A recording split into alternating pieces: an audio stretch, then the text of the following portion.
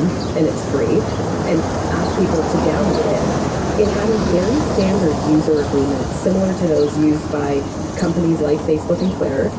And for a week, we collected very surface-level info. We didn't delve too deep, but surface-level info in ways that the agreement gave us license to do.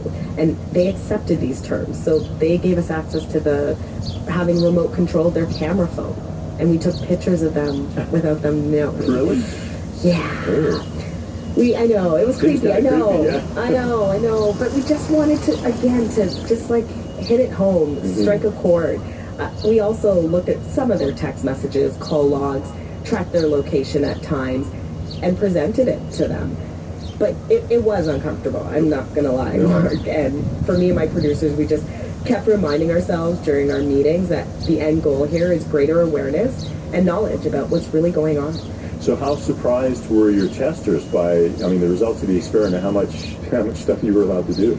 Yeah, we erred on the conservative side, by the way. We didn't want to show too much, but everybody, even the little that we gleaned, people were stunned.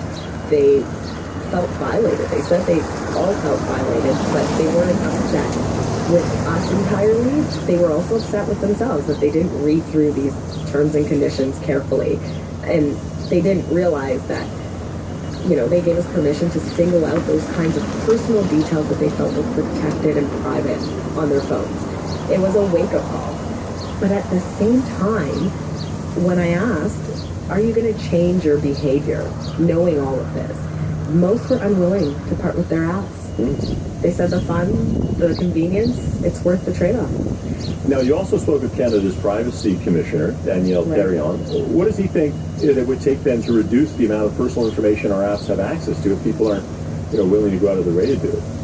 We explained the whole experiment. He said it was very disturbing.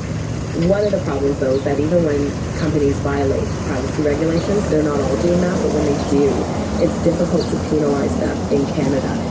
Tarian can issue warnings. He can't fine companies like, say, in the U.S. The Federal Trade Commission slapped companies with fines of up to $800,000 for privacy violations.